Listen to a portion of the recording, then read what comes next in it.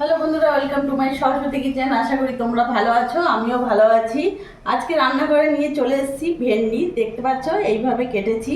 আর আমরা ভেন্ডি অনেক রকম করেই খাই, কিন্তু আজ আমি বানাবো দই ভেন্ডি। গরমও পড়েছে, একটা অন্যরকমভাবে বানাবো, খেতেও দারুণ লাগে। তো তোমরা দেখতে থাকো। ভেন্ডিটা আমি এইভাবে কেটে নিয়েছি। গ্যাস ধরিয়ে নিলাম, কড়াই গরম হয়ে গেছে। আমি এখানে রিফাইন অয়েল দিয়ে দিলাম। তেল গরম হয়ে গেছে, এবার কেটে রাখা ভেন্ডিগুলো আমি দিয়ে দেবো।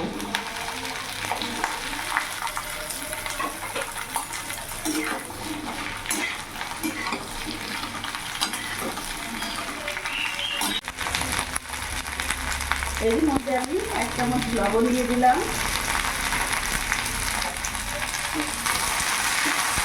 ভালো করে নাড়াচাড়া করে নেবো। আর ভেন্ডিটা আমি 60% ভেজে নেবো, পুরোপুরি ভাজবো না, 60% ভেজে নেবো। ভেন্ডিটা অর্ধেক ভাজা হয়ে গেছে, দেখতে পাচ্ছ 60% আমার ভাজা হয়ে গেছে। এবার ভেন্ডিগুলো আমি নামিয়ে ফেলবো।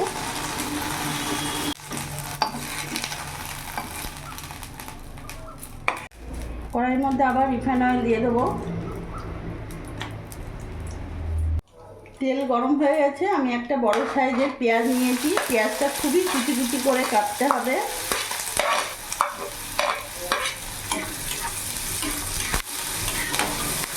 যতক্ষণ না পেঁয়াজের কাঁচা গন্ধটা যাচ্ছে, পেঁয়াজটা ভাজা ভাজা করে নেব। পেঁয়াজটা কিছুক্ষণ ভাজা করে নিয়েছি, দেখতে পাচ্ছ কালার পুরো চেঞ্জ হয়ে গেছে, বাদামি রং হয়ে গেছে। এরই মধ্যে কাঁচা লঙ্কা দিয়ে দিলাম। তোমরা যেরকম খাবে ঝাল সেই হিসেবে দেবে।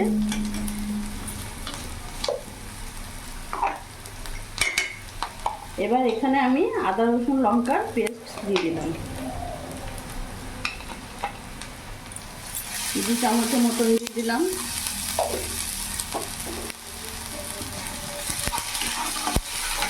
ভালো করে মিশিয়ে নেব।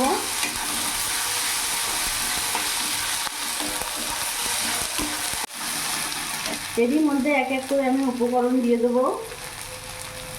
এখানে 1/2 চামচের মতন লবণ দিলাম, কারণ তখন ভেন্ডি ভাজার সময় আমি 1 চামচ লবণ দিয়েছি। হলুদ গুঁড়ো দিয়ে দিলাম, জিরে গুঁড়ো দিয়ে দিলাম, কাশ্মীরি লঙ্কা গুঁড়ো দিয়ে দিলাম। সামান্য একটু জল দিয়ে দেবো যাতে মশলাটা পুড়ে না যায়। এবার ভালো করে কষিয়ে নেব। মশলাটা ভালো করে কষিয়ে নিয়েছি, দেখতে পাচ্ছ মশলা থেকে তেল ছেড়ে দিয়েছে।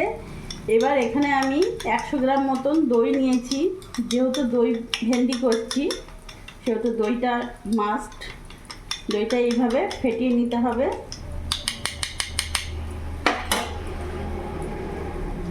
পুরো দইটা দিয়ে দিলাম। দেওয়ার সাথে সাথেই নাড়তে হবে এইভাবে, নাহলে দইটা কেটে দেওয়ার ভয় থাকে। গ্যাসের ফ্লেমটা মিডিয়াম রাখবো, আর এইভাবে অনবরত নাড়বে যাতে দইটা ফেটে না যায়।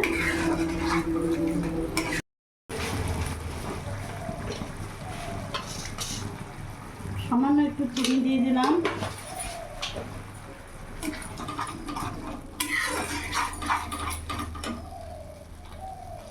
এবার অল্প একটু জল দিয়ে দেবো।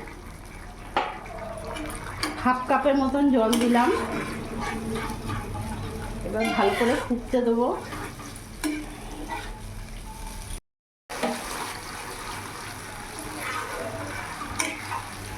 এবার ভেজে রাখা ভেন্ডিগুলো দিয়ে দেবো।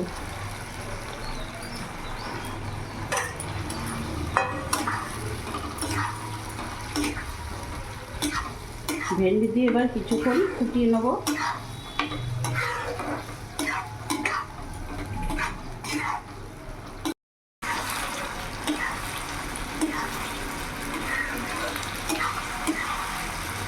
দই ভেন্ডি একেবারে কমপ্লিট হয়ে গেছে। এবার গ্যাস বন্ধ করে নামিয়ে দেবো। দেখতে পাচ্ছ কতটা মাখো মাখো হয়েছে, দারুণ লাগে। এবার নামিয়ে ফেলবো।